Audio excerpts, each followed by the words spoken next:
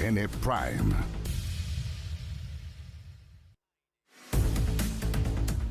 Hola, ¿cómo están? Bienvenidas, bienvenidos a CNN Prime. Hoy va a estar el diputado Manucheri junto a nosotros. Mucho que conversar en medio del contexto de la aprobación. Ya, solo detalles, solo temas que tienen que ver con el Tribunal Constitucional. No digo que sea menor, pero en el Parlamento prácticamente cerrado el proyecto, esta mega reforma del gobierno. Eso y más hoy en esta agenda abierta con el diputado Daniel Manucheri. Pero comencemos de inmediato con estos titulares. La Cámara de Diputados ya aprobó el único artículo que había quedado pendiente del proyecto de reconstrucción nacional, el cual tuvo que pasar por una comisión mixta. Finalmente, el gobierno se comprometió a compensar en un 100% a los municipios que se verán afectados por la exención de contribuciones. Diversas reacciones en el gobierno y en el oficialismo generó la entrevista que dio anoche la ex vocera Mara Sedini. La otrora ministra acusó un presunto sabotaje desde el mismo Ejecutivo para sacarla del cargo y que le habrían pedido que actuara como fome. El ministro Martín Arrau dijo esta tarde que a lo mejor él es uno de los fomes de los que habló Sedini. La región de Coquimbo concentra los mayores daños a causa del sistema frontal. Hay varios sectores y vastos, además, territorios sin agua potable ni suministro eléctrico, a lo que se suma la dificultad para reponer los servicios por cortes de caminos.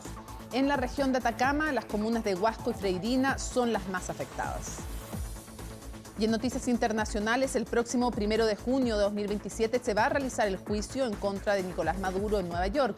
El derrocado presidente, quien gobernó Venezuela desde 2013 hasta su captura, enfrenta cargos de narcoterrorismo, narcotráfico y armas. Todo esto y más, aquí comienza CNN Prime.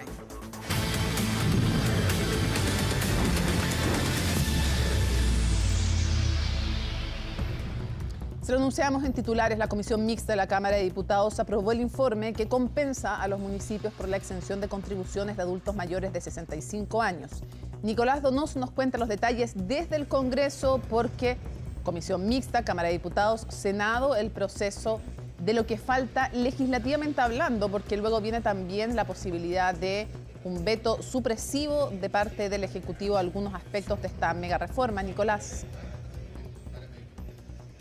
¿Qué tal, Mónica? Buenas noches. Hoy se dio toda la tramitación tal como lo esperaba al menos el gobierno. Se constituyó la comisión mixta, lo informábamos por la mañana. Luego se dio el debate en cerca de hora y media en la comisión mixta respecto al único articulado que se tenía que debatir. Ayer el gobierno logró un triunfo porque de las 28 votaciones en tercer trámite, 27 se votaron favorablemente en base a las pretensiones que tenía el Ejecutivo. Solamente quedaba el apartado ya aprobado, la eliminación de contribuciones, la exención de contribuciones para mayores de 65 años, la medida de compensación, es decir, estaba quedando la exención, pero no el método de compensación. Lo que ya había generado algún tipo de alerta en el Ejecutivo fue el único apartado entonces que se debió dirimir hoy en comisión mixta y finalmente prevaleció la postura que ya había tenido el gobierno, así lo había adelantado el viceministro Claudio Alvarado durante la jornada de ayer, que intentaron ingresar en segundo trámite acá en el Senado, donde hasta ahora se está debatiendo de hecho el informe evacuado de la comisión mixta. Eso, en simples palabras, lo que contaba era de que finalmente lo que respecta al Fondo Común Municipal, que el primer trámite era el único fondo que se iba a terminar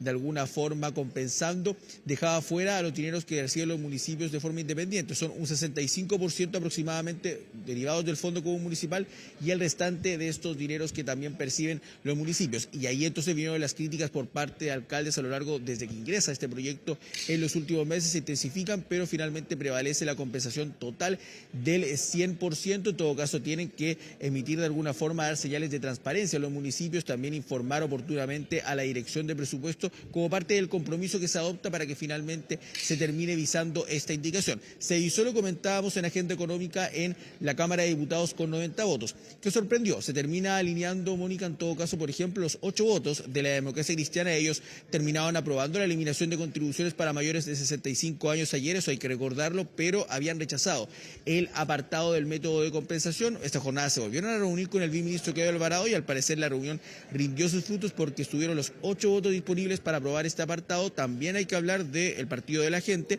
el partido que se había atribuido de alguna forma enviar a comisión mixta de sus 4 peticiones, al menos esta, y finalmente también estuvieron los votos disponibles. Era muy complejo para ellos terminar rechazando y aparecer en la foto del momento como que habían rechazado finalmente lo que respecta a la compensación.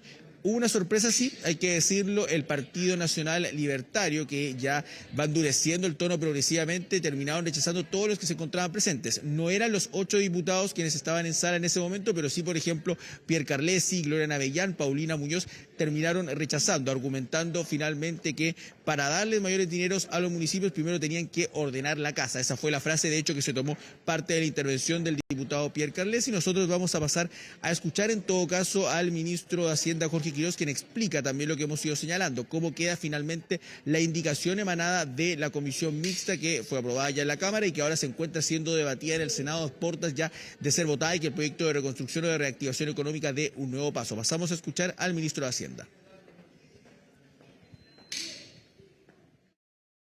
Por efecto de la rebaja de contribuciones sufren dos efectos. Uno, por la vía del Fondo Común Municipal, y otra por la vía de sus propios ingresos. El proyecto de ley original compensaba enteramente el efecto del Fondo Común Municipal. Lo que se acaba de aprobar acá es que al efecto del Fondo Común Municipal agrega el efecto directo a los municipios. ¿Ok? Por lo tanto, la compensación es total, es de un 100%. Eso es lo más importante. Los municipios quedan en un 100% compensados. Ministro, ¿de dónde salen los recursos para esas compensaciones? Bueno, esto sale de rentas generales de la Nación, es un incremento más bien bajo respecto de lo que había originalmente. Recordemos que en el proyecto ya había 110 millones de dólares aproximadamente para el Fondo Común Municipal, esto sube en 80 millones de dólares más. Lo decíamos, Mónica, probablemente por eliminación de contribuciones fue uno de los debates más allá del corazón del proyecto, ya zanjado, rebaja de impuesto corporativo, invariabilidad tributaria, reintegración tributaria, que de hecho fue ruido de alcaldes tanto de oficialismo como de oposición, porque no solamente se iban a ver perjudicados los municipios con menores recursos, sino que también levantaron la voz los alcaldes de Las Condes, de Vitacura, de también Providencia, Lo Barnechea, etcétera, en alusión a que tenía que no solamente compensarse el Fondo Común Municipal. Por tanto, se termina llegando a un acuerdo que no estuvo exento de polémica. Lo decíamos, ya en segundo trámite parecía que por mayoría la Asociación Chilena de Municipalidades se había adecuado a esa indicación, se había sumado, pero en último momento algunos jefes comunales se terminaron descolgando. Ahora al parecer ya cambia la posición al respecto. Vamos a pasar a escuchar a la vicepresidenta de la AMUCH, Asociación Chilena de Municipalidades, Isabel Valenzuela, además alcaldesa, y que se refiere al respecto al punto y cómo queda finalmente esa tramitación, que es lo único que basta por tramitarse acá en la comisión mixta. Valoramos enormemente el beneficio para los adultos mayores, pero esto no puede dejar financiar o debilitar el Fondo Común Municipal. Estamos hablando más de 200 millones de dólares que los municipios dejarían de percibir. Estos recursos son parte fundamental de los presupuestos, especialmente en las comunas con menos ingresos. Además, en emergencias como la que hemos vivido durante los últimos días, hemos también activado todos los recursos disponibles para todas las familias afectadas y mantener los servicios comunales. Y por eso, cualquier disminución al Fondo Común Municipal afecta el trabajo cotidiano y a las capacidades de responder ante una emergencia.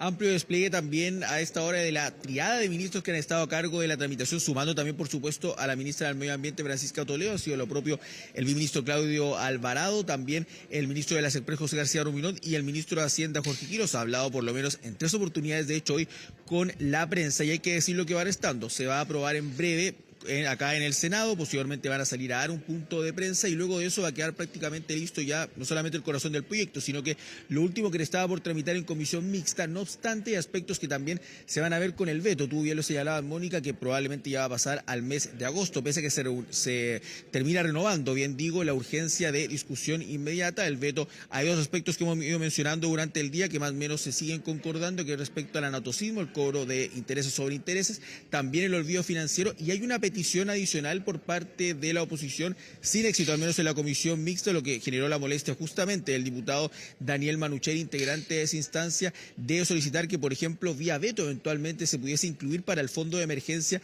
a las regiones de Atacama y de Coquimbo afectadas por este tren de sistemas frontales y que se sumaran a las regiones del Ñuble y Valparaíso y Biobío afectadas por mega incendios en distintas fechas. Esa petición finalmente no fue al lugar, tampoco eventualmente se va a debatir entonces en un veto, salvo que el gobierno cambie la postura. Le vamos a consultar también en el punto de prensa, pero en todo caso han señalado que ya había presupuesto, los recursos estarían garantizados, y luego del veto, en todo caso, que se tiene que tramitar acá en el Congreso por obligación en agosto, donde el gobierno tiene serias probabilidades de éxito éxito en todo caso, va a venir también los requerimientos al Tribunal Constitucional ya ingresados, ya anunciados durante la jornada de ayer por parte de diputados y senadores, donde hay una apuesta bastante alta. Son 3 requerimientos que tratan 2 materias que son similares, que han sido la invariabilidad tributaria ya escalonada, con cómo queda la redacción en base a la propuesta del PPD, y también lo que respecta a una resolución de calificación ambiental que eventualmente sea anulada por un tribunal y que aquello entonces debe hacerse cargo del Estado de indemnizar a la empresa en cuestión. Ambas materias entonces se van a ver en el mes de agosto, pero ya acá el grueso del proyecto se va a encontrar por finalizado durante la instancia de comisión mixta, que en breve el Senado debería aprobar entonces a través de ese informe. Sí, te iba a decir que va a ser bien importante lo que ocurra en el Tribunal Constitucional, porque no es solo lo que tiene que ver con este proyecto, es también en el contexto de críticas que han surgido desde el oficialismo. En el pasado era otro oficialismo el que también se quejaba cuando sus iniciativas legislativas eran llevadas al Tribunal Constitucional. Vamos a ver qué ocurre con aquello, y obviamente va a ser más complejo si se diera un escenario, por ejemplo, de empate. Algunos dicen no. El Tribunal Constitucional ha sido en el último tiempo imprevisible respecto de sus fallos, pero esa es una valla todavía importante que le queda por pasar, aunque hasta ahora el oficialismo y los ministros encargados de la tramitación política de esta iniciativa se han manifestado confiados, pero ese es un proceso que todavía está en curso, respecto del cual no sabemos cuál va a ser el resultado, sí sabemos los puntos que se van a objetar.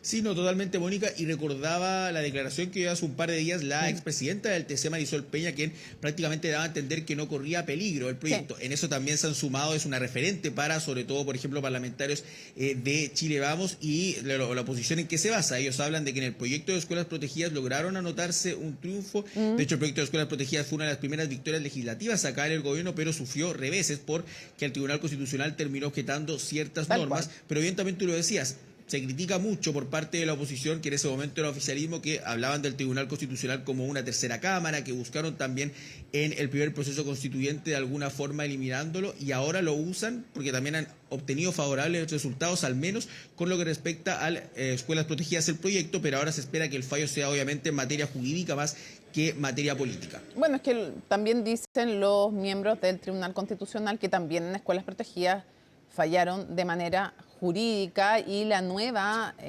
María Pía Silva, la nueva presidenta del Tribunal Constitucional, ella dijo aquí, decidimos de manera apegada a la Constitución, es eso lo que hacemos, y no ponernos en un lugar político. En fin, hay distintas sensibilidades, va a ser interesante la discusión que se va a dar, escuchar la discusión ante el Tribunal Constitucional respecto de invariabilidad, que algunos sostienen es básicamente el punto más fuerte de los que van a ir a cuestionar si se afecta o no la soberanía en el fondo del Parlamento al impedir modificar las reglas durante un periodo bastante largo, dependiendo del monto de los proyectos, el plazo. Pero desde el otro lado contestan no es que no se puedan modificar, sino que para esas empresas sí se les tiene que dejar las condiciones pactadas. Ahora, hay otro punto que no se ha hablado mucho y que va a estar también en la discusión del Tribunal Constitucional, es que esta invariabilidad no es solo para las empresas, también para dueños de las empresas. Y por lo tanto, ahí va a haber otra discusión que se va a plantear respecto del distinto trato para un contribuyente que otro en función de los proyectos que se han presentado. Entonces, va a ser interesante, un punto que advirtió en su momento, creo que de los primeros que lo advirtió, fue aquí mismo, de hecho, en CNN Prime, el exministro de Hacienda, Ignacio Briones, el primero que levantó este tema de que de manera inédita, en algo que no había hecho el anterior decreto de ley 600 promulgado durante la dictadura, que establecía una invariabilidad tributaria nunca reconocida a personas, solamente a empresas, no a contribuyentes individuales. Así que vamos a estar atentos a todo ese detalle de la discusión y sus consecuencias políticas. Tú nos avisas entonces cuando haya declaraciones en estos puntos de prensa. Sí, de hecho ya en instantes, Mónica, ya se va a realizar la votación, por tanto ya no más de media hora se espera que hable obviamente el ministro de Hacienda, Jorge Quiroz, senadores de oficialismo y de oposición cuando ya se encuentre la suerte echada. Perfecto, muchísimas gracias por toda la información. Bien, quedamos en contacto, buenas noches. Seguimos profundizando en esto porque las bancadas del oficialismo y la oposición midieron sus fuerzas en la discusión de este plan de reconstrucción nacional, donde el PDG fue clave para aprobar el corazón de la reforma. Pese a las tratativas previas, el conglomerado logró imponer algunos de sus términos, aunque el ministro de Hacienda indicó que esta jornada, que el Ejecutivo no baila la música de ningún grupo. ¿Y de dónde surge esta respuesta? Es a raíz de las declaraciones que hizo en Tolerancia Cero Johannes Kaiser, quien sostuvo que tenía el Partido Nacional Libertario a todo el gobierno bailando la música que ellos ponían. En su nota, Francisca Cárdenas tiene los detalles. Fue una jornada clave para el gobierno. La votación del Plan de Reconstrucción Nacional en la sala de la Cámara no solo visó la mayoría del proyecto, sino que también demostró su forma de alinear a la derecha y a otras bancadas. El Partido de la Gente concurrió a ese objetivo, pero mantuvo una posición propia para negociar, mostrando su peso en el Congreso. El PDG se vendió a los chilenos, a la clase media, a las pymes, por un plato de lentejas, pero un plato de lentejas al mes. Por eso vendió el PDG por 3.500 pesos al mes a 1 de 10 chilenos. Sigue la oposición haciendo el ridículo, porque la oposición prácticamente no existe sin el PDG. Como el gobierno también necesita imperiosamente nuestros votos para aprobar cualquier cosa en la Cámara. Entonces nosotros vamos a estar preocupados, como lo hemos dicho, de apoyar aquellas ideas que son beneficiosas para la ciudadanía. La bancada del PDG respaldó el grueso de la reforma, pero rechazó materias que había definido en reuniones previas, las que incluyeron citas con el ministro de la SECPRES y el titular de Hacienda. Hay críticas cruzadas dentro del oficialismo sobre que el gobierno habría estado bailando la música del PDG, que ellos marcaron la pauta. ¿Cómo ve usted eso? El gobierno no baila la música en ningún grupo, el gobierno siempre dialoga y busca acuerdos. A pesar de la visión en contra de la moneda, el partido liderado por Franco Parisi apoyó el olvido financiero, que busca dar una segunda oportunidad a personas con deudas antiguas, una norma que el gobierno evalúa vetar, junto a otras impulsadas por la oposición, como limitar el cobro de intereses sobre intereses y el pago a 30 días para las pymes. Le hacemos un llamado al gobierno a vetar los dos artículos en disputa. Para nosotros como partido, tanto el anatocismo como el derecho al olvido nos parece que son cosas improcedentes y por lo tanto le decimos al gobierno, para Renovación Nacional es extremadamente importante, no obstante demora un poco la tramitación de este proyecto de ley. Un criminal, bajo determinadas circunstancias, puede borrar sus antecedentes penales, puede tener una hoja limpia. Pero una persona que tuvo una deuda hace 20 años tiene sus papeles manchados para volver a empezar. Por tanto, nosotros creemos que el derecho al olvido financiero, el chavo histórico, es un avance para la gente. La oposición también prepara una ofensiva ante el Tribunal Constitucional, donde busca impugnar la invariabilidad tributaria, mecanismo que, según el gobierno, busca dar certeza a grandes inversionistas. También llevarán a esa instancia las indemnizaciones a proyectos que sean rechazados en el plano medioambiental. Según el Ejecutivo, esto incentiva nuevos proyectos. Es importante que todas las empresas y todos los inversionistas respeten la legalidad vigente y no es razonable, va contra la Constitución, que se altere el régimen de responsabilidad del Estado, estableciendo la indemnización a todo evento en caso de que ocurra alguna ilegalidad. Lo que se está afectando es por 20 años, es decir, por 2 décadas, invariabilidad tributaria, es decir, congelar los tributos de las grandes empresas, estableciendo un doble régimen tributario para los pequeños y para los grandes. Eso es inconstitucional. El llamado es a la responsabilidad, entender que Chile tiene que volver a crecer, volver a generar empleo, volver a generar oportunidades para todos nuestros compatriotas y no pueden ser ellos los culpables de que eso se retrase por una tramitación innecesaria con argumentos fabricados en el Tribunal Constitucional. Una batalla en torno a la ley miscelánea que continuará en distintos frentes, pero que al menos en el Congreso mostró la correlación de fuerzas entre partidos y donde el PDG se planteó como el partido bisagra, cuyos votos son codiciados tanto por el oficialismo como por la oposición. Bueno, con críticas al segundo piso de la moneda, acusaciones de fuego amigo y cuestionamientos al manejo comunicacional del gobierno, la exministra vocera Mara Cedini rompió su silencio a 2 meses de salir el Ejecutivo. En una entrevista otorgada al programa Sin Filtros, apuntó a miembros de Palacio, incluso a partidos oficialistas sin identificarlos. Colomba Eichholz nos cuenta. Este es el gobierno de los fomes. ¿Eres actriz? actúa. Detrás de esta frase, Mara Cedini puso nombre al origen de las presiones que asegura marcaron su paso por el gobierno. Apuntó al segundo piso de La Moneda y relató que desde ahí le transmitieron que debía cambiar su estilo para ajustarse a lo que buscaba el Ejecutivo. Yo no fui absolutamente auténtica en el cargo y me dejé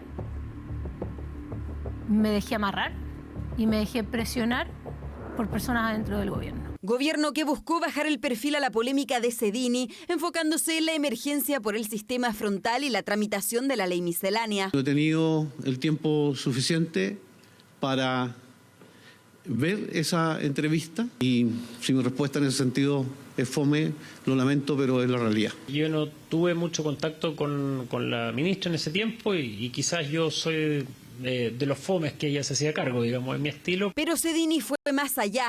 Aseguró que su gestión enfrentó cuestionamientos que no solo provenían del segundo piso, sino también del oficialismo. Habló de filtraciones, de declaraciones sacadas de contexto y una campaña para debilitarla que, según afirmó, incluso respondía a solicitudes de dirigentes de Renovación Nacional. Alguien muy importante de la política chilena, cuando yo estaba en la OPE, se me acercó y me pasó un currículum y me dijo, este es el cargo que yo quiero.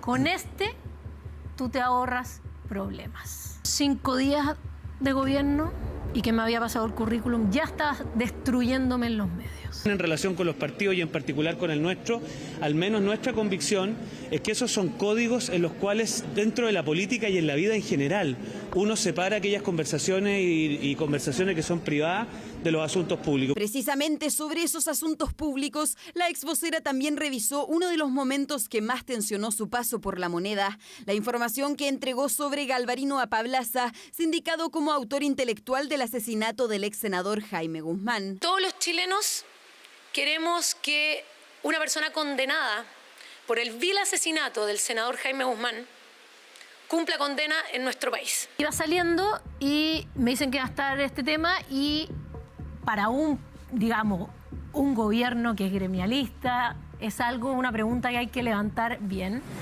Y se lo levanté a Presidencia. Y Presidencia me entregó un papel con la respuesta donde salía que Apablaza estaba condenado. Una entrevista poco habitual para una exvocera que dejó La Moneda hace 2 meses. Además de revisar su gestión, Cedini cuestionó el trabajo de su antecesora Camila Vallejo, abriendo un nuevo flanco de críticas y respuestas en el Congreso. Ella también tiene que hacer su propia autocrítica respecto de si ejerció bien ese rol o no, porque evidentemente que tuvo muchas polémicas, muchos traspiés, sobre todo al comienzo del mandato del presidente José Antonio Kast, pero también el gobierno en su conjunto, tiene que responder a estas acusaciones. No solo tenemos un gobierno empobrecedor que ayer aprobó su mega reforma tributaria para los súper ricos, sino que también, en palabras de una ex integrante del comité político, tenemos un gobierno fome, totalmente quebrado entre sus propios partidos y que está enfrascado en disputas por cargos. Una extensa reaparición pública en la que Mara Cedini repartió críticas en distintas direcciones,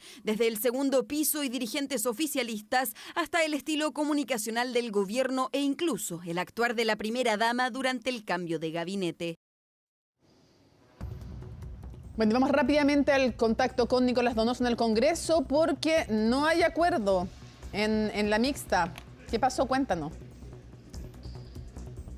Sí, Mónica, bueno, decíamos al término del anterior despacho que ya se encontraba la suerte prácticamente echada. El gobierno lógicamente contaba con los votos para aprobar el informe de la comisión mixta respecto a la compensación por la eliminación de contribuciones para mayores de 65 años, pero en una situación poco usual. Podríamos decir que el gobierno tenía los votos, pero no estaban presentes acá en el hemiciclo todos al momento de realizar la votación. Entonces el nerviosismo fue en aumento. En algún punto se dijo, así como están las cosas, no se encuentran los votos, se va a rechazar el informe de la comisión mixta, lo que hubiese significado un duro varapalo para las pretensiones del gobierno. Entonces, ¿qué realizó el gobierno? Durante esta jornada, Mónica, había renovado la urgencia de discusión inmediata que vencía ya durante la jornada, y lo que finalmente termina haciendo es retirar la urgencia de discusión inmediata. Se aplaza la votación ya no para la jornada 2 y se terminó, de hecho, la sala sin bombos y platillos como lo quería el gobierno. Se suspende entonces la sesión, se cancela y ya va a pasar a la próxima semana, no la próxima semana porque es semana regional y distrital, la subsiguiente siguiente. Entonces repetimos esa información, Mónica, porque tenía los votos pero no se encontraban todos presentes por falta de quórum, y la UDI tuvo que de alguna forma salir en auxilio y pedir el aplazamiento de la votación, lo que se terminó acordando. Algunos ya lo consideran un papelón porque en todo caso ya en la Cámara había pasado el filtro con 90 votos, bastaba con obtener 26 votos que ya de por sí los tiene acá el oficialismo, y entonces prácticamente el proyecto quedaba muy cerca de transformarse en ley a la espera de, lo decíamos, los requerimientos al Tribunal Constitucional y el eventual veto.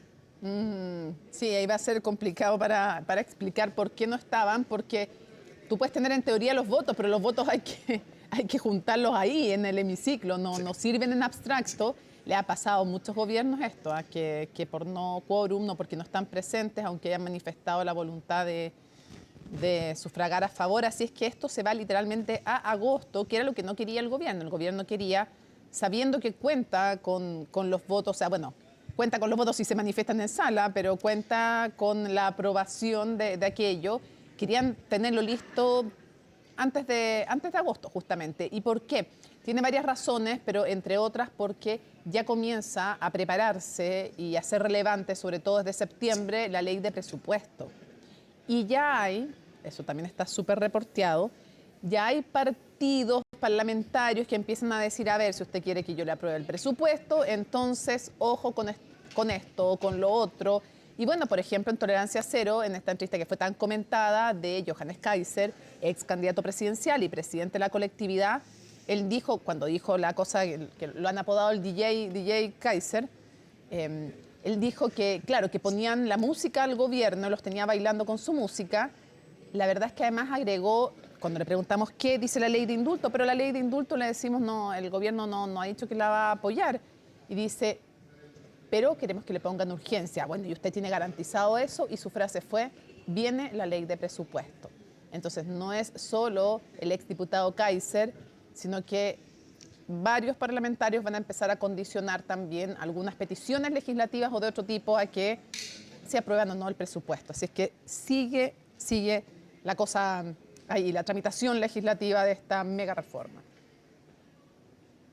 Sí, no, y Mónica, justamente hablando del Partido Nacional Libertario, lo comentamos hace instantes, terminaron rechazando no los 8 diputados porque no se encontraban los 8 presentes, pero sí el par de diputados que estaban en el sitio fueron muy duros respecto al apartado de la comisión mixta y lo rechazaron. En la pantalla aparecen en rojo y puede ser una señal de que van a seguir subiendo el tono ahora que se viene la tramitación de ley de presupuesto, que hay que decirle siempre a la gente, se toma parte ya desde agosto, septiembre, pero de forma más mediática ya octubre y noviembre. Son muchos meses de tramitación de presupuesto, distintas peticiones, y es un golpe también lo que sucede acá con el gobierno, que bien lo comentabas. Ha sucedido en administraciones anteriores, lograron salvar los muebles, retirando la urgencia, solicitando el aplazamiento de la votación, eso fue al lugar, pero porque habían actuado de forma coordinada. Siempre se decía, el oficialismo actúa en fila, los parlamentarios se quedan hasta que termine la sesión y no se da una tónica de un miércoles normal, que hay que decirle también, muchas veces algunos parlamentarios sí se van más temprano, se van de viaje porque ya jueves y viernes realizan actividades en terreno, pero hoy parece insólito que cuando el gobierno había logrado que la comisión mixta primero se conformara hoy, que luego sesionara, que sacara en un tiempo bastante acotado la única indicación que se tenía que votar, y que la Cámara además lo aprobara con 90 votos, que acá no hayan estado los votos, al menos no presencialmente. Probablemente habrá que ver ya en las próximas horas la ausencia, la justificación de aquellos senadores que no se encontraban para poder aprobar con cierta facilidad este informe de la comisión mixta. Ahí está. Bueno, uno puede sin temor a equivocarse decir lo van a aprobar. El punto es cuándo, y el punto es que debieran haberlo hecho ahora. Así es que seguimos atentos. Muchas gracias por toda la información, Nicolás. Buenas noches, Mónica. Hacemos una pausa. El diputado Manucheri ya está en el estudio y nos va a acompañar en unos momentos más. Agenda abierta aquí en CNN Prime. Lo habíamos anunciado, conversamos con el diputado del Partido Socialista, Daniel Manucheri. Diputado, gracias por acompañarnos. Placer saludarte, Mónica. No lo veo especialmente triste en estos momentos, después de que tuvieran que suspender el gobierno la sesión en el Senado, y por lo tanto pasa para agosto finalmente, bueno, fines de julio, principios de agosto, esta mega reforma. ¿Cómo califica usted lo que pasó? Lo que sucede, creo que efectivamente es triste y bochornoso. Ah, ya, pero yo se lo decía con ironía, en el sentido que usted es obviamente uno de los opositores a esta reforma. Yo soy un opositor, hemos hecho público nuestra oposición, pero es triste porque nosotros solicitamos 2 veces al gobierno, solicitamos públicamente y también al presidente de la Cámara de Diputados en su momento, también se hicieron la gestión al Senado, que en el contexto que tenemos de desastre climático, de gente que está hoy día en situación desaparecida, fallecidos, yo en la región tenemos aproximadamente 500.000 personas, medio millón de personas que está sin agua, gente que está desde el viernes sin agua y que lo más probable es que se piensa que puede estar hasta el día sábado. Entonces, lo que nosotros le planteamos era concentrémonos en la crisis climática, o sea, en la crisis climática, en la gente, y posterguemos una semana la discusión, adelantemos la semana distrital para que podamos abocarnos a la gente. Ahora, frente a eso, y nos dijeron que no. Entonces, hoy día cuando se suspende eso, cuando se suspende la sesión y no pueden votar en el Senado, y tampoco el gobierno consigue sacar su ley.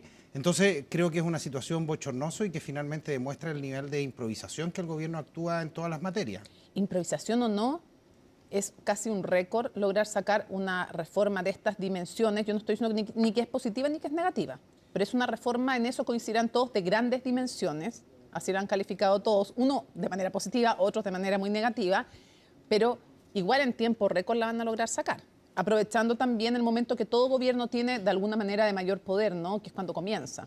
Es que yo creo que más que algo que ¿Usted no dice que es un triunfo político igual para el gobierno terminar aprobando, aunque sea en agosto, esta mega reforma? No, es que si ellos cuentan con mayoría en las cámaras, entonces celebrar un triunfo político de algo que además es una reforma extremadamente relevante para el país, a mi juicio por sus efectos negativos, que sea sacada sin una discusión seria. No hay ninguna reforma tributaria, por lo menos en las últimas décadas en nuestro país, que haya sido discutida de esta manera. Son reformas que cuando se discuten rápido demoran 8 meses, 9 meses su discusión.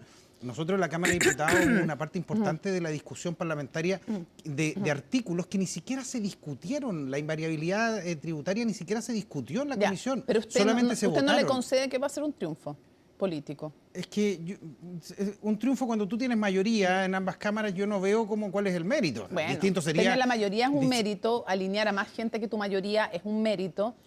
Está siendo, en términos generales, una reforma que está siendo aprobada por márgenes muy estrechos, ¿no? Con el PDG y algunos de Sena, algunos artículos también. Sí, pero muy estrecho su aprobación. En el Senado lograron aprobar con un voto. ¿Cómo ve, en el Senado no está el PDG, hay que contarle a la gente a todo esto, cómo ve el rol del PDG en las negociaciones con el gobierno y el rol con mayor incidencia que ha tenido la Cámara de Diputados? Yo creo que el PDG cometió un error, porque cuando ellos plantean el tema de los pañales, creo que poner sobre la mesa un beneficio que va a implicar, hoy día el diputado Bianchi decía que esto podía ser un beneficio de 1.000 pesos, 1.500 pesos en ciertos sectores sociales, versus una reforma que va a tener consecuencias muy, muy graves para la gente. Esta es una reforma que va a generar un país más desigual, a mi juicio. Igual como vamos a hablar después de otras cifras que no tienen nada que ver con esto, cuando cada uno de ustedes, los diputados o los políticos, tiran un número, hay veces en que se puede contrarrestar y hay veces que tienen que hacerse cargo ustedes. Yo no puedo contrarrestar si son 1.500, 3.500 pesos porque ese cálculo todavía no está sobre la mesa. Entonces, dejo instalado que esa es la cifra que usted o el diputado Bianchi... El diputado Bianchi solicitó un estudio al Congreso, eso fue lo que él señaló el día de hoy. Le vamos a solicitar el estudio. Yo no creo que le esté mintiendo. Por eso le digo, pero fue un estudio de la Biblioteca del Congreso. Por eso, hago fe de lo que está diciendo usted, pero me refiero a que no es una cifra que al menos uno tenga como para decir cuánto es. Ahora, ellos dicen que para ellos es importante. Yo le preguntaba en otro sentido de ¿por qué usted cree que es un error? ¿No cree que ha ganado influencia el PDG? Yo creo que es un error por los efectos que va a tener esta reforma. Nadie puede estar en contra. Si tú me dices, mira, estás a favor o en contra de que a la gente le hagan un descuento de 1.500, 3.000, 5.000 pesos al mes en materias de consumo, yo evidentemente voy a estar de acuerdo. El problema de fondo es que para aprobar esto hay que aprobar un paquete de reformas que son absolutamente complejas. Esta reforma, Mónica, para que dejarlo claro, es una reforma que va a generar déficit fiscal. Es una reforma que ha sido calificada como deficitaria fiscalmente. A lo menos hasta el 2031 así lo reconoce el informe financiero. Va a generar deuda pública. Probablemente este gobierno, que criticó mucho el tema de la deuda pública, al ritmo que va, este gobierno va a ser el gobierno con mayor deuda pública de las últimas décadas. Y esto además va a empujar recortes sociales. Todo además con una situación disfrazado de empleo, o sea, de un discurso asociado al empleo.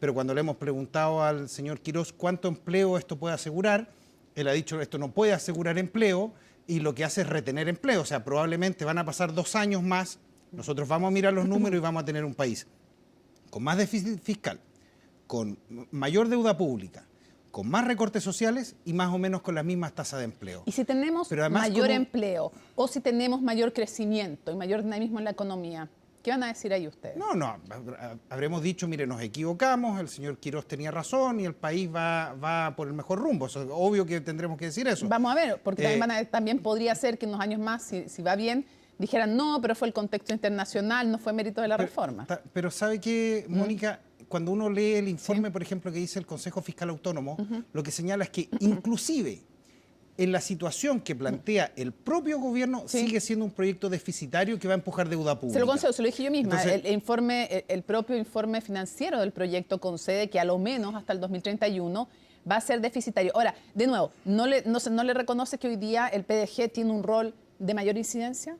Es que ellos... Usted dice que el costo es muy alto, esa mayor incidencia. Es que claro, si efectivamente cualquier partido de la oposición hubiese cruzado para allá, alguien pudiese haber sacado una buena foto con el señor Quirós, pero el tema de fondo es que ¿eso para qué? O sea, cuando nosotros cuando comiencen los recortes sociales, cuando se empiecen a generar recortes, por ejemplo, en salud, en educación, en materias que son muy sensibles para la gente, aquellos que respaldaron esta reforma van a tener que responderle a los chilenos por qué apoyar una reforma que va a generar mayor deuda pública, que va a generar un problema... ¿Usted cree entonces que va a tener un costo político después para el partido de la gente cuando ocurra lo que usted da como un hecho, los recortes sociales que el gobierno ha dicho permanentemente que no se van a producir? Yo creo que esta reforma va a envejecer muy mal. ¿Y el apoyo del PDG también?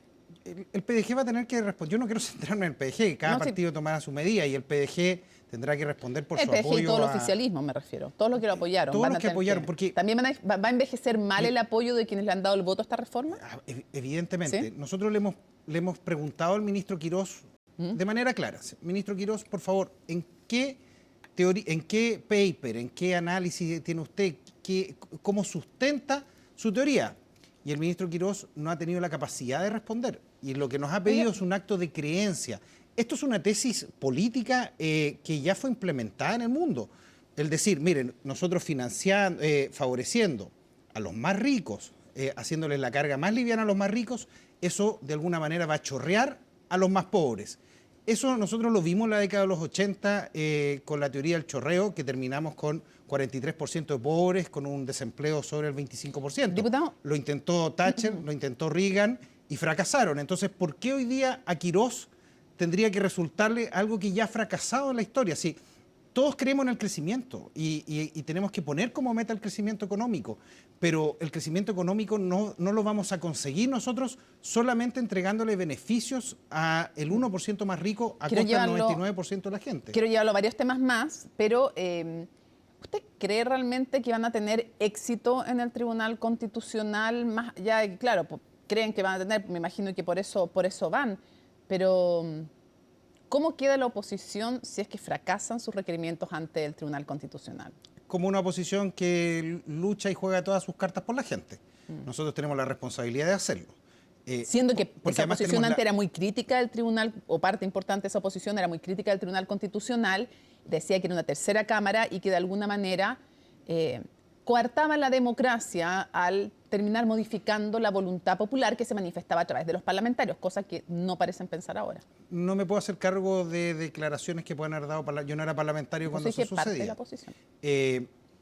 Y nosotros tenemos la responsabilidad, si formada la convicción que determinada norma es inconstitucional de una manera grosera, como es la invariabilidad, porque la invariabilidad lo que es un seguro que se compra, que se pone en contra de la democracia. Es un seguro de los privilegios que se están concediendo en esta reforma en contra de la soberanía popular. Por tanto, nosotros creemos que bajo ningún punto de vista es constitucional amarrar 7 gobiernos, 6 gobiernos más hacia adelante, reformas que además son riesgosas, porque el problema de fondo no solo son las normas, sino si la teoría de Quirós fracasa, el pueblo de Chile, democráticamente, la gente tiene derecho a decir, ¿sabe qué?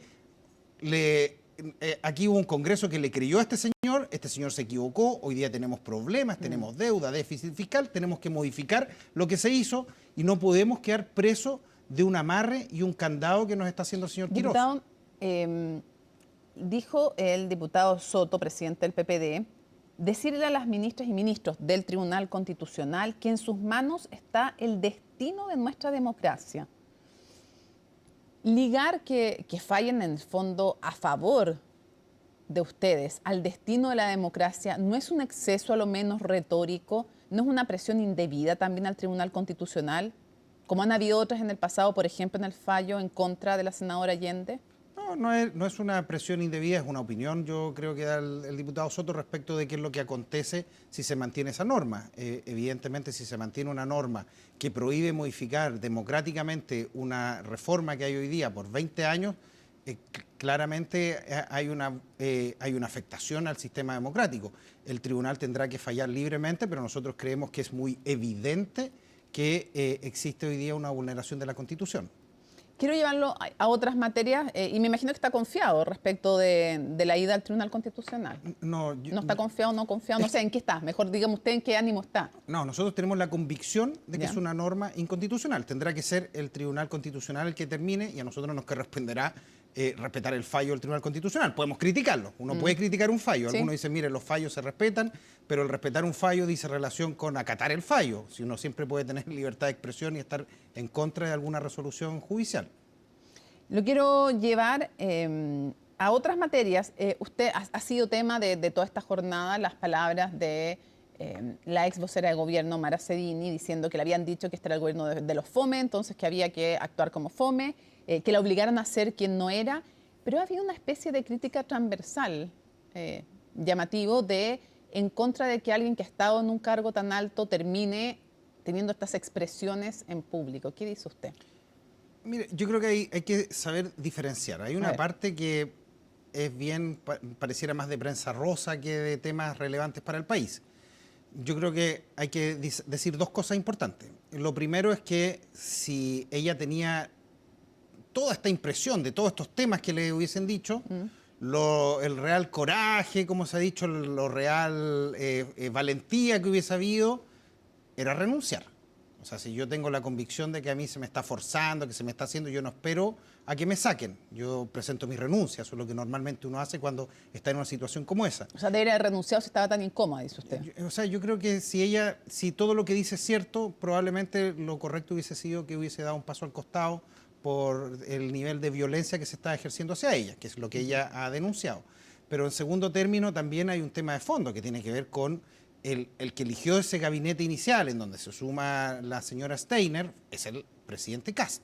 Entonces, también hay una responsabilidad del presidente de la elección de una persona en ese cargo. Y en tercer lugar, quiero decir que lo más complejo de esta entrevista que da es que ella señala que existieron presiones para nombrar cargos y que el actuar político iba a estar conforme a las presiones que recibió de personeros de la derecha en el nombramiento de cargos. Yo creo que eso es un tema que es más serio que solo el cagüín que puede haber. Sean todos los gobiernos. Yo no digo que por eso sea menos grave, pero... Usted lo dijo, Mónica, no porque se haya repetido en todos los gobiernos. No, pero convengamos que lamentablemente se da en todos los gobiernos. Yo creo que el actuar político de cualquier político serio debe ser conforme a las propias convicciones y no conforme a si le nombran o no le nombran un cargo en el gobierno. Lo llevo a otra materia. Se lo decía, aquí en Tolerancia Cero, Johannes Kaiser, presidente del Partido Nacional Libertario, dijo que el alcalde de Coquimbo, que es pariente suyo obviamente, había dilapidado $4 millones. Hoy día corrigió la cifra, dijo que eran 400, dedicándolos a una celebración popular y que eso habría sido mucho más útil para la emergencia. Quiero conocer su impresión de manera pública y si cree que debiera pedir disculpas. Yo no soy quien para exigirle al señor Kaiser que pida disculpas públicas. Creo que es un problema de fondo cuando se instalan mentiras de esa manera tan fácil. Nosotros sabemos además que estas cosas que dicen desde la ultraderecha normalmente después son replicadas por un ejército de bots. No sabemos si están coordinados o no coordinados, eso no es materia de este tema, de esta discusión. Lo que sí es claro que lo que él señaló es una mentira grotesca. Y el trabajo que ha realizado la Municipalidad de Coquimbo en la emergencia es un trabajo que cualquier persona que esté en la región de Coquimbo va a saber que es admirable. No solo es un trabajo ejemplar dentro de lo normal. Yo estuve con los funcionarios municipales, los estuvimos acompañando a los funcionarios municipales que arriesgaban su vida, funcionarios municipales que estaban con el agua hasta el cuello, literal, agua hasta el cuello, rescatando gente, haciendo la pega de otros que no estaban haciendo. Es su hermano, todo esto, alcalde, para transparentarlo. Entonces, a mí me parece que por temas políticos menores, aminorarlo, el alcalde de Coquimbo no es casualidad que sea el alcalde más votado de la historia de Coquimbo. Entonces, yo creo que eso no es un regalo divino, sino es el fruto de un trabajo serio y abnegado que es reconocido por toda la gente. Yo creo que hay pocos alcaldes que puedan trabajar de esa manera en una tragedia. ¿Qué le parece que haya dicho que el Partido Nacional Libertario tenía a todo el gobierno bailando la música que ellos ponían? Yo creo que es que lo que pasa es que el gobierno, nosotros cuando hemos dicho que este es un gobierno de ultraderecha, y hay algunos que se escandalizan, yo siempre recuerdo esto como cuando se hablaba de la dictadura fuera de Chile, y en Chile nadie se atrevía mucho a hablar de la dictadura militar. Pasado el tiempo se empezó a hablar de dictadura militar. Los medios internacionales todos hablan de ultraderecha. Hoy día todos los medios internacionales, uno los lee y habla del gobierno de ultraderecha de Kast, porque es evidente, si es una persona que pertenece al círculo de Orbán, al círculo de Trump, al círculo de Milei, al círculo de Bolsonaro. Yo le pregunto si usted cree que baila el gobierno, que el Partido Nacional Libertario lo tiene al gobierno bailando la música que ellos ponen. Yo creo que bailan la misma música, si es el tema de fondo. Si, más que el Partido Republicano baile la música, a mí lo que me preocupa es que aquellos que se dicen de una derecha democrática, una centro derecha, incluso aquellos que se decían hace algún tiempo de centro izquierda, hoy día terminen en un gobierno de ultraderecha. O sea, le preocupa en el fondo que Renovación Nacional, que la UDI, Evópoli, demócratas, todos los que bailen al ritmo de este gobierno. O sea, yo creo que nosotros lo que estamos viendo es un gobierno que en cada situación que se presenta es un gobierno que termina privilegiando al 1% más rico a costa del 99% de la gente. Y eso se empieza a transformar en una tónica. Se empieza a transformar en una tónica la improvisación. Nosotros vemos la improvisación desde la materia de seguridad que hay hasta la preparación del temporal, que es una vergüenza. Lo quiero llevar un poquito los minutos que nos quedan a la interna al PS, pero me acabo de recordar algo que dijo la expresidenta del Tribunal Constitucional en el podcast Como Te Lo Explico, Daniela Marci.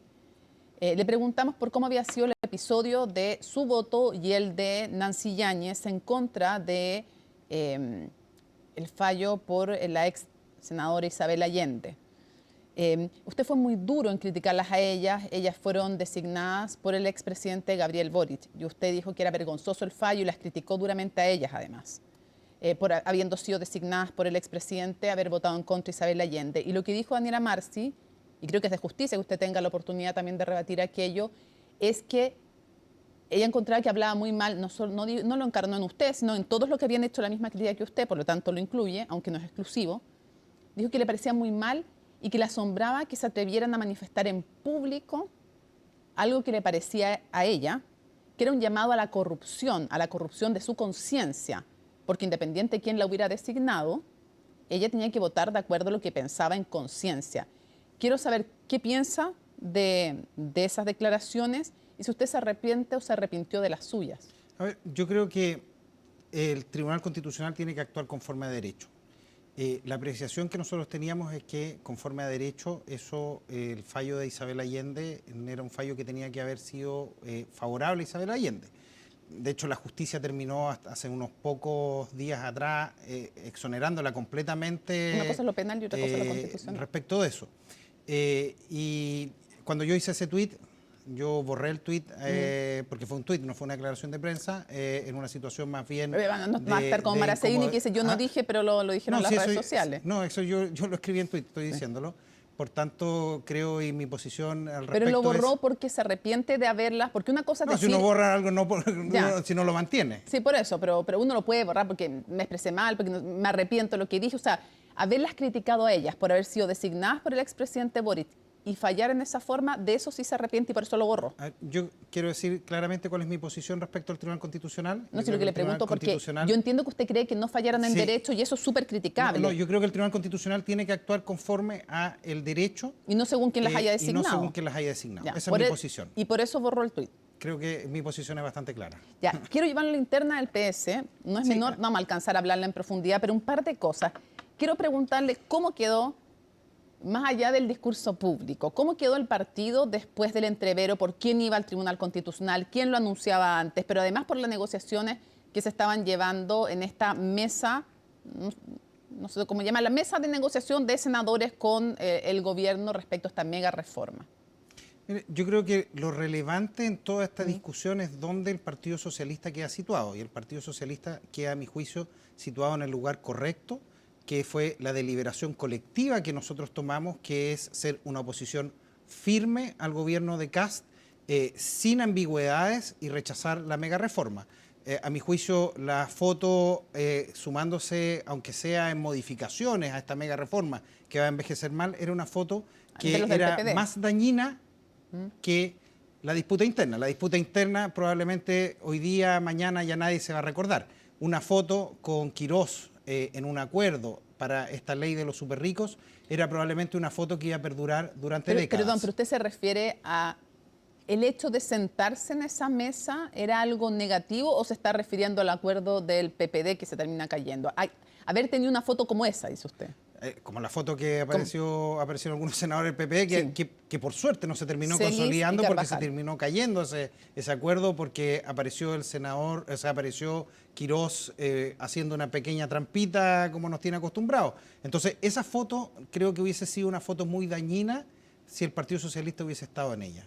Algunos dicen que ¿por qué? Se preguntan. ¿No es una forma de lograr incidir en que a lo menos, si ustedes creen que es mala o muy mala o pésima, sea un poco menos mala, menos pésima una reforma, que si no hay un valor en lograr algo, en lograr además incidir, porque si no, dicen, la oposición se queda sin ninguna incidencia? No, porque no se está incidiendo. Lo que se estaba haciendo es primero, esto es una reforma extrema, en donde el gobierno no se sienta a negociar, el gobierno se sienta a ofrecer migajas respecto a ese proyecto, y a cambio lo que estaban solicitando era no ir al Tribunal Constitucional, era renunciar a la única herramienta real de poder incidir en este proyecto. ¿Y ustedes nunca supieron hasta Tolerancia Cero cuando lo dice públicamente el senador Macaya que eso era parte de la negociación? No, nosotros claramente no. Me refiero a ustedes, los parlamentarios del PS. No sabíamos, y para nosotros era un punto extremadamente relevante, y que no obstante la negociación que se hubiese llevado no íbamos a estar disponibles bajo ningún punto a aceptar, porque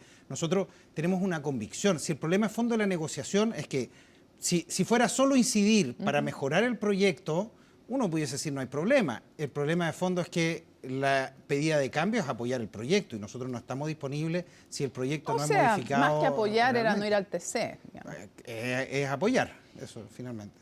Sí, no apoyar con los votos, me refiero, no es que estuvieran pidiendo aquello. Quiero cerrar preguntando lo siguiente, y me gustaría saber su reflexión, ¿cómo califica usted la dirección que ha tenido en el partido, en la gestión como presidenta del Partido Socialista, la senadora Paulina Bodanovich, con quien han tenido públicas discrepancias? ¿Por qué se lo pregunto? Primero, para saber su evaluación respecto a esa gestión en la presidencia del PS, pero también porque van a venir elecciones. Y me gustaría saber quién cree que debiera tomar la posta, pero cómo califica esa anterior parte del recorrido de la posta, me refiero a la gestión de la senadora Bodanovich como presidenta del PS. Yo tengo públicas diferencias con la línea política de la senadora Bodanovich, pero creo que nada contribuye el tener un debate público con ella respecto a las diferencias que podemos tener cuando enfrente tenemos a personas como el señor Quirós, que está intentando imponernos una mega reforma, una ley de los superricos que nos va a afectar. Si yo le respondo y llevo el debate a una disputa con la senadora Bodanovich, probablemente eso va a ser el titular mañana, cuando hoy día mismo estamos nosotros aprobando una reforma que va a ser extremadamente perjudicial para los chilenos, y además me gustaría entender cuál es el corazón de esa diferencia. No, nosotros porque hoy día son socialistas. Mire, ¿Cómo podría resumir usted esa diferencia? Mire, más que hoy día la diferencia que podemos tener con la senadora Bodanovich, yo me quedo con lo que ha resuelto el Partido Socialista. Sí, y el Partido Socialista ha resuelto una posición que ha sido la posición que nosotros hemos sostenido desde el primer día. Usted dice que el partido y la base están con ustedes. El Partido Socialista, es que yo no quiero personalizar el debate. Usted El de su Partido sector, Socialista, no me refiero a usted como persona, me tampoco refiero con a un su sector. sector. Yo quiero decir que el Partido Socialista, nosotros hemos sostenido una tesis política. Existían dos tesis políticas que daban vuelta en el ambiente socialista, que algunos medios intentaban instalar, era que había que ser una oposición más bien respetuosa, de no romper los puentes de diálogo con el gobierno, hablar bajito para que el gobierno no se enojara. Nosotros lo vimos en el primer incidente que hubo con el ministro Quirós, y otra posición que nosotros creíamos que estamos frente a un gobierno ultraderecha y que hay que tener una posición firme. La posición que el Partido Socialista ha asumido es justamente la posición de ser firme. Y nosotros creemos que nos va dando la razón el tiempo cuando vemos el actuar del gobierno en este sentido. Y hoy día tenemos problemas de fondo. Yo por eso creo que más que centrarnos en la división interna, yo creo que el Partido Socialista tiene que tener una unidad de fondo y la oposición tiene que tener una unidad. Nosotros hemos pregonado una amplia unidad, porque también hay algunos que quieren caricaturizar y decir que nosotros queremos irnos con el Partido Comunista, con el Frente Amplio. Nosotros lo que hemos planteado es la necesidad de la construcción de amplias mayorías, de poder construir mayorías que nos permitan construir un proyecto que le permita ofrecer una alternativa a los chilenos. Pero hoy día nuestro foco tiene que estar en temas relevantes. Lo del temporal es una vergüenza lo que está sucediendo. Y si me permite un minuto... medio, porque tenemos que irnos al contacto con uno de nuestros compañeros, justamente por el temporal. Lo que ha sucedido es una vergüenza con el gobierno. Nosotros le advertimos al gobierno una semana antes, 9 días antes, le dijimos al gobierno que había que revisar las quebradas, que había que tener un plan de contingencia, que íbamos a tener un aluvión, que se iba a cortar el agua. Y hoy día, el gobierno no nos escuchó. Mientras nosotros estábamos en el territorio sacando gente con el agua hasta la rodilla y nosotros le pedíamos ayuda al gobierno, había ministros como el señor Poduje que se burlaban, insultaban, que negaban los desaparecidos, negaban las víctimas. Al día siguiente el ministro Barros llegó a Chile de su viaje que andaba en Hawái, por tema de trabajo, todo, pero andaba en Hawái, llegó a decir que había parlamentarios que inventaban desaparecidos. Oiga, hoy día hay 13 personas muertas, hay gente que está desaparecida, hay 500.000 de personas en la región que está sin agua, los estanques de agua no han tenido la capacidad de llenarlo, y eso es responsabilidad del gobierno. Nosotros hoy día nos vamos a abocar a ayudar a la gente, que es la prioridad, pero el día de mañana hay que perseguir todas las responsabilidades políticas, porque acá esto no fue un terremoto, no fue un tsunami que nos pilló imprevisto, sino que aquí se hicieron todas las advertencias. Yo oficié al gobierno y se lo dije personalmente al delegado y a los seremis, y eligieron no escuchar, eligieron los insultos, eligieron los golpes bajos antes de escuchar, y esperamos que para el futuro puedan escuchar, y hoy día lo que le estamos diciendo es que necesitamos dinero, recursos para la reconstrucción. Hecho el punto, y me quedo entonces con su frase en que en el futuro van a perseguir las responsabilidades políticas. Diputado Daniel Manucheri, muchísimas gracias por acompañarnos en CNN Prime. Que tenga muy buenas noches. Muchas gracias. Vamos justamente al tema que conversábamos con el diputado, porque nos vamos a trasladar hasta la región, eso sí, de Atacama, para ver en terreno las consecuencias del sistema frontal, y para eso tomamos contacto nuevamente con Lucas Aguayo. Lucas, te escuchamos. Mónica, ¿qué tal? Un gusto saludarte. Nos encontramos justamente ahora en la ruta que conecta Alto del Carmen con las poblaciones más aisladas. Estamos yendo hacia lo que es Juntas de Valerianos, que es uno de los lugares más aislados y más afectados producto de esta situación. A esta hora ustedes pueden ver, hay nieve a nuestro alrededor, que en algunos puntos logra ser de alrededor de 5 a 6 metros. Inclusive la situación es tan complicada que a esta hora hay todavía cerca de 4 kilómetros que están trabajando. Ustedes pueden ver en pantalla dividida maquinarias para poder llegar hasta estas zonas más afectadas. Tenemos entendido que inclusive hay personas mayores que necesitan llegar hasta la localidad de Alto del Carmen, vamos a decir el centro, ¿no?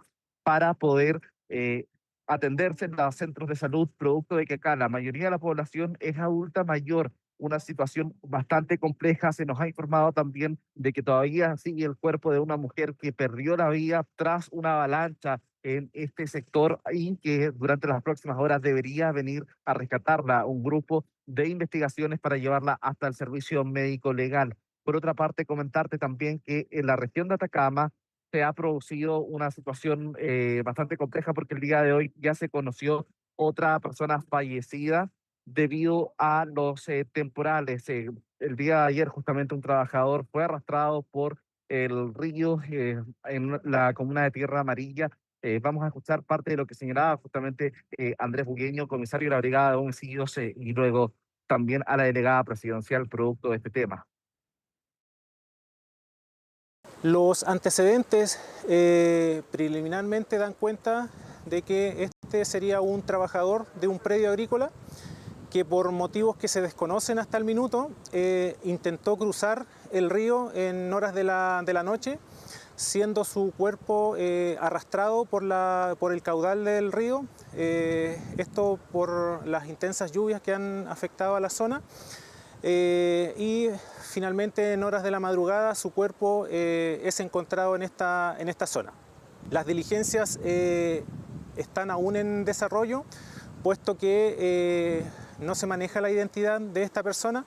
Por lo tanto, una vez que la identidad sea confirmada, será informada oportunamente al Ministerio Público. Decirles que la concesionaria está trabajando en lo que es el tramo Copiapó-Vallenar. Por el momento no tenemos ningún tipo de pasada en esa carretera. Pedirle a las personas que no necesiten viajar, que no es urgente, que por favor esperen que esto pase. Y también contarles que desde la carretera, la Ruta 5 Norte, de Vallenar a La Serena, junto con la concesionaria, se está viendo la fórmula de sacar los vehículos que están ahí a través de convoy, buscando espacio en la ruta. Sabemos que los cortes son más pronunciados que en la ruta Copiapó-Vallenar, pero la concesionaria está en estos momentos en ese trabajo. Claro, situación entonces compleja que se llega a esta hora. Ustedes pueden ver el trabajo que están realizando por la parte de atrás algunas autoridades para lograr llegar hasta las zonas más aisladas. Si te parece, también vamos a revisar una nota que preparó nuestro compañero Sebastián Ruiz respecto a cómo se está desarrollando la emergencia hasta esta hora acá en la región de Atacama. Pasemos a escucharlos. Después de la tormenta siempre sale el sol, expresión ampliamente conocida que en este caso se hizo realidad. Una imagen que marcó el fin de las intensas precipitaciones en las regiones de Atacama y Coquimbo, pero que también deja al descubierto la magnitud de una emergencia que aún está lejos de ser cuantificada. Tenemos cortes de servicios básicos en distintos sectores, con aproximadamente el 75% de nuestros habitantes sin acceso al agua potable. Claramente hay un foco de atención, Macarena, en las comunas de Freirina y Huasco. Hay más de 5.000 clientes sin suministro de agua potable. En buena hora hay agua acumulada en los estanques, pero eso es absolutamente insuficiente porque no tenemos certeza del daño que tiene la aducción y cuánto nos vamos a demorar en repararla. Cerca del 75% del conurbano de Coquimbo y La Serena continúan con problemas de abastecimiento, una situación que también afecta a distintas localidades de la región de Atacama. En Coquimbo, la crecida del río Elqui destruyó parte de la infraestructura que abastece de agua potable a la zona, complicando una reposición que podría tardar varios días. Se tiene que recuperar la infraestructura dañada que lleva el agua desde el río a la planta. Bueno, una vez que entre el agua a la planta empieza a entrar en régimen, produce agua potable, tiene que llenar unos tubos que son de 20 kilómetros para llegar a la ciudad. Eso lamentablemente toma cerca de 2 días. Si sumamos esos 2 días, un poco menos, más el tiempo de recuperar esta infraestructura que fue dañada, claro, van sumando los días y ya estamos hablando de al menos 3 días más. Es por ello que se instalaron 200 contenedores de agua en distintos puntos de la región. Sin embargo, la distribución también ha enfrentado dificultades. Camiones aljibe encargados del abastecimiento han sido vandalizados durante sus recorridos y además los daños en la conectividad y la distancia dificultan el traslado hasta el punto de recarga. El abastecimiento de agua potable del plan alternativo se está reforzando porque tiene una dificultad, que es que los puntos de captación están siendo necesarios llegar a ellos en un lugar fuera de la ciudad, lo que ha ralentizado.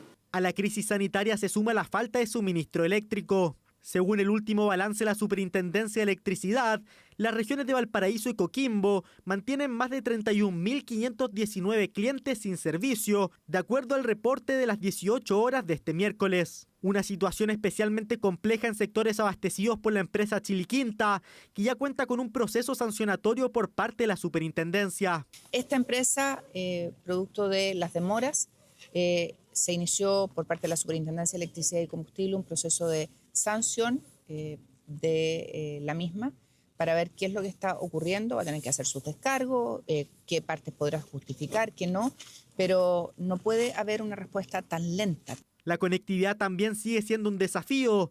La activación de quebradas mantiene interrumpidos distintos tramos de la Ruta 5, la principal carretera del país. Una situación que ha dejado camiones detenidos, pasajeros varados y retrasos en el transporte de alimentos e insumos, escenario que de a poco se ha ido solucionando. Pudimos concluir de manera exitosa la evacuación de cerca de 200 vehículos que permanecían detenidos en un tramo de la Ruta 5 en las cercanías de Vallenar. Una vez que llegaron estos 200 vehículos, se activó de inmediato un flujo regulado de un convoy de 700 vehículos más, considerando transporte de carga, buses con pasajeros y vehículos livianos desde La Serena hacia el norte del país. Aunque el sistema frontal ya comienza a retirarse, sus efectos siguen presentes. Un evento meteorológico que dejó localidades completamente inundadas, más de 60.000 personas aisladas y al menos 3.000 damnificados. Esto mientras la recuperación recién comienza en las zonas más afectadas. Seguimos entonces atentamente a cada uno de estos sectores de la región de Atacama que permanecen aislados. Lo habíamos conversado, de hecho, el viernes con la delegada regional presidencial de Atacama y ella nos manifestaba la preocupación respecto a infraestructura, la necesidad de más maquinaria. Decía que eso era lo más relevante y que habían logrado, eso sí, mantener comunicación por vía radial o telefónica con cada uno de los puntos aislados. Pero vamos a seguir atentamente lo que ocurre en distintos puntos de nuestro país y les contamos que tras terminar las obras para la ampliación del Centro de Cumplimiento Penitenciario Tiltil, antes conocido como Punta Peuco, Gendarmería trasladó a Punta Peuco a 21 condenados por crímenes de lesa humanidad o por violaciones a los derechos humanos que cumplían sus penas en Colina 1. Esto, según algunas de sus defensas, es parte del proceso de que vuelva a ser un recinto segregado solo para ex uniformados condenados por este tipo de causas. La situación llevó rápidamente a críticas y respaldos en el mundo político, como nos cuenta Juan Cristóbal Cható. Nosotros estamos, de nuevo, ordenando todo. Así, hace algunas semanas el presidente Kast se refirió a la situación del recinto penitenciario antes conocido como Punta Peuco, iniciativa que esta semana tuvo avances. Tras completarse la construcción de 32 nuevas plazas en el Centro de Cumplimiento Penitenciario Tiltil, ex Punta Peuco, 21 reos condenados por crímenes de lesa humanidad que estaban recluidos en Colina 1 fueron trasladados al penal. La ampliación del recinto fue parte del decreto del expresidente Boric cuando, al fin de su mandato, ordenó el cambio de nombre a CCP Tiltil y que dejara de ser una cárcel segregada para exuniformados. Ahora, con este reciente traslado, todo apunta a que volverá a ser para condenados por crímenes de lesa humanidad. Esto concuerda con que en el penal de Colina y en el pabellón donde están los uniformados y carabineros cumpliendo condena, por los casos del 73 en adelante, los del antiguo sistema, están absoluta y totalmente hacinados. Esto, creo yo, obedece a una política para reducir el hacinamiento en Colina, ha atendido al aumento de cupo en Punta Peuco. La decisión que tomó Gendarmería y la que está informada a nuestro representado es que va a ir de a poco trasladando internos de Colina 1 para hacer de el ex penal Punta Peuco una unidad penal solo de cumplimiento de condena respecto de militares que están condenados por causa de derechos humanos. Esto significa claramente prodigarles a criminales de lesa humanidad un trato privilegiado, diferenciado, que infracciona hasta el principio de igualdad y no discriminación en la medida que no hay un fundamento racional que justifique una discriminación positiva en favor de estos criminales de lesa humanidad. El tema causó diversas reacciones en el Congreso, en particular con posibles indultos sobre la mesa. Esto preocupa a la oposición, donde el traslado de reos de Colina a Tiltil deja opiniones divididas, mientras que en el oficialismo y partidos afines hubo respaldo a la decisión. Estamos volviendo a la época en que damos privilegios a los violadores de derechos humanos. Todos sabemos que Punta Peuco es una cárcel de impunidad, aquellos que no pudieron evadir la justicia. ¿Es este el preámbulo acaso para los indultos a los genocidas violadores de derechos humanos? Me parece terrible. Me parece bien que estén concentrándose todos esos asesinos en ese lugar para efecto que la conciencia futura de Chile tenga claridad que quien pasó por Punta Peuco fueron criminales que atentaron contra los derechos básicos. No lo encuentro nada de particular, me parece súper normal que se dio la posibilidad de que haya más espacio en un penal que se creó destinado para personas privadas de libertad que vienen del mundo uniformado. Estos sean trasladados de una cárcel como es Colina 1, donde están hacinados en el pabellón Asistir, a un lugar en que están en mejores condiciones. Con la ampliación y estos traslados, la cárcel de Tiltil quedará con cerca de 10 cupos disponibles, por lo que se esperan nuevos movimientos, aunque con reparos de algunas defensas que buscan evitar una sobrepoblación del recinto. En el ámbito internacional les contamos que en 2027 va a comenzar el juicio en contra de Nicolás Maduro en Nueva York. Hoy se realizó la audiencia en la que se dictaminó que el proceso contra el ex líder venezolano va a comenzar el 1 de junio del próximo año. El juez aceptó el calendario propuesto por la defensa y los fiscales en una sesión que duró 13 minutos. Maduro y su esposa Cilia Flores permanecieron en la sala sin esposas y estuvieron apoyados por un intérprete. El derrocado jefe de Venezuela enfrenta cargos de narcoterrorismo, narcotráfico y armas. Su esposa también es acusada de cargos relacionados con narcotráfico y armas. Ambos volverán a la corte el próximo 17 de noviembre para una audiencia en la que la defensa va a presentar una moción para argumentar en favor de la inmunidad de Maduro.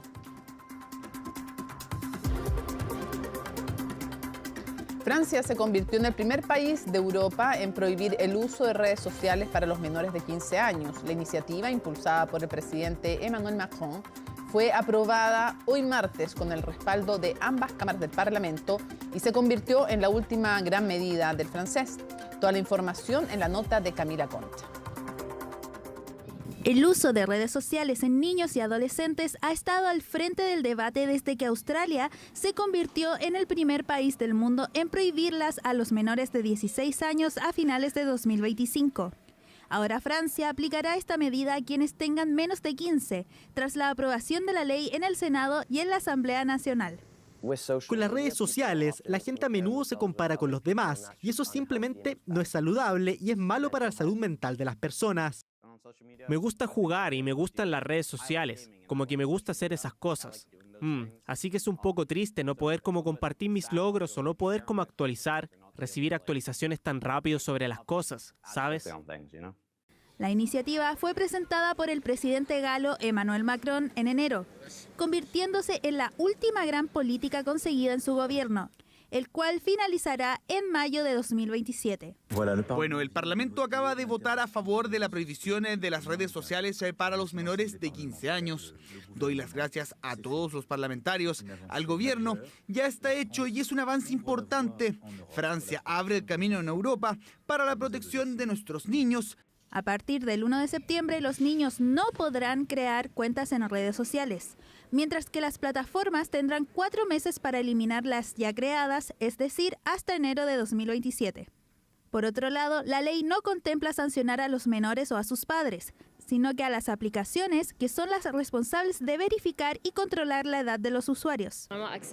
Me asusta un poco ver el contenido que publican algunos niños, porque tiene acceso a todo.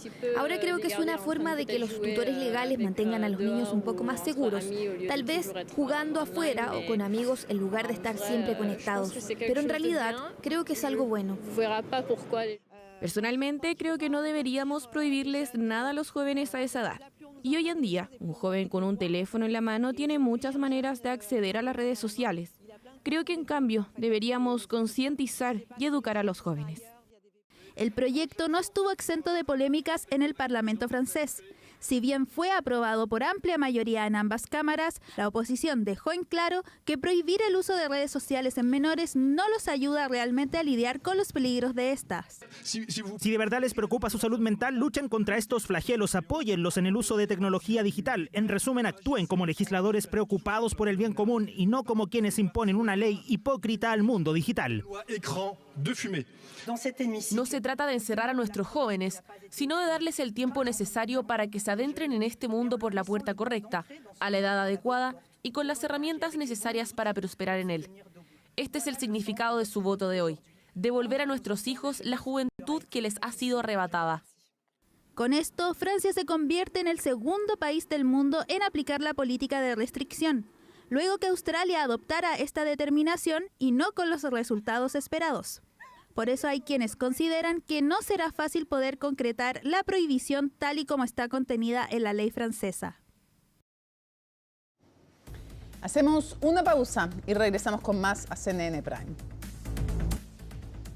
Termina CNN Prime, pero por supuesto los dejamos como siempre cada miércoles invitados, invitadas a Conexión Global Prime con Alicia Contreras y todo el equipo internacional y luego con Fernando Paulsen, Última Mirada. Miércoles 22 de julio, así estuvo nuestro país y el mundo. Somos CNN Chile. Buenas noches.